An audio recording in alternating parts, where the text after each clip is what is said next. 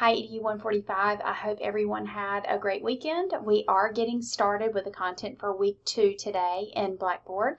So let's take a look over at Blackboard and see what resources you have this week and what assignments are due.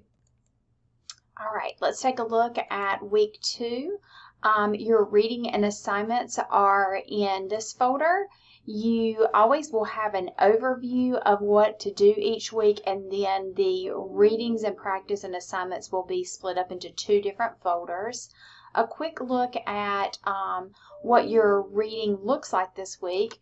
You are reading Chapter 6 in your textbook. There is a link here to North Carolina Foundations. We're focusing on health and physical development in the preschool years, and so there is an overview video of that. There are some resources about rough and tumble play, and another link to part 1 of the child assessment project, because part 1 is due by next Monday. Let's take a look at part 1. What you're doing for part 1 is you're getting the permission form signed.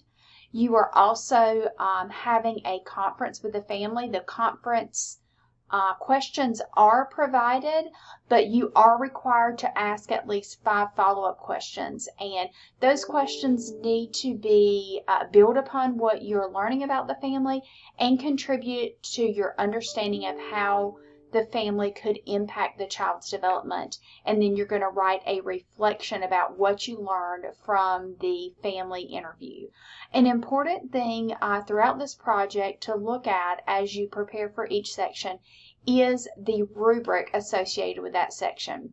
The rubric is important because I actually use the rubric to grade your submissions. So let's take a look at what my expectations are for part 1 by looking at the rubric that I'll use for grading. First of all, you're going to submit forms. We ask you to kind of plan out your visits with your visit verification form. So you can submit that form with the days and times that you plan to visit the child and observe throughout the semester. If those days and times change, that's okay. This is just showing that you have a plan. You also need to have the permission form completed and signed, because that lets us know that you understand ethical practices in observing children. It is always important to have a family's permission before you use their child for a school project or to observe them in general, especially when you're not their teacher in the classroom. You'll see here that what I'm looking for is the family interview questions to be completed in detail. So very short answers to those questions will not give you full credit for this portion of the assignment. If families answer the questions in a more short format, you need to follow up and ask follow-up questions that will give you more information, because I am looking for enough detail that you can make connections between what you learn about that family and that child's development. Okay? So make sure your family interview questions are answered in detail and that you have all 5 of the follow-up questions, and that they are also going to help you understand the child's development and where they are developmentally and how their family can contribute to their development. The last thing that you're going to be submitting with part 1 is a reflection on what you learned from this family interview.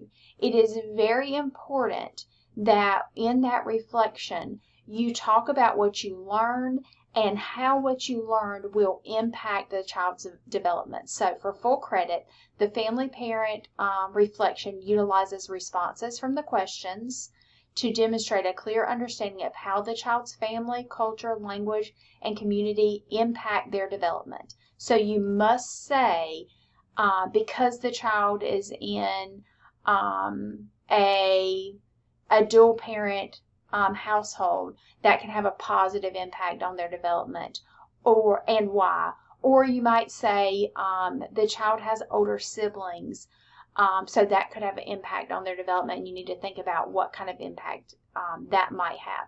And there is another assignment that's going to help you with that. So let's take a look back over at Blackboard, and we're going to move into the assignments tab. excuse me, I need to go back here. Get back into the folder. Under the Assignments tab, your discussion board this week is really going to help you think about how to write that family-child interview reflection, because it asks you, there's an article linked here that talks about ways in which a family can impact a child's development. Your textbook also discusses this as well. So in this discussion board, you're going to read the article, and this article is going to teach you about the theory of nature versus nurture and the role of a child's environment and family in their overall development. You're going to share here at least 2 specific family scenarios and how each can impact development. You're going to explain your answer well, and the scenarios can come from reading or your own ideas and experiences.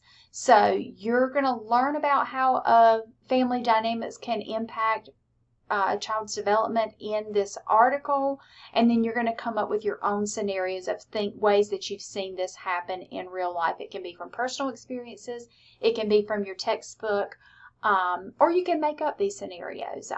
That's up to you. But this specific assignment will help you with writing that that reflection that goes along with part 1. So you're doing a discussion board. You're submitting part 1, and then you have a journal about early childhood physical development. That is an overview of what you need to do this week in EDU 145. I know this video is a little longer than usual, but I wanted to be sure to cover the rubric, to go over what you need to submit for part 1, and to also encourage you that if you're not sure yet about how a child's environment and family can impact their development, that not only your textbook but also this article will help you with that reflection, but you need to be sure to make those connections. I hope you guys have a great week, and please reach out if you have any questions or concerns.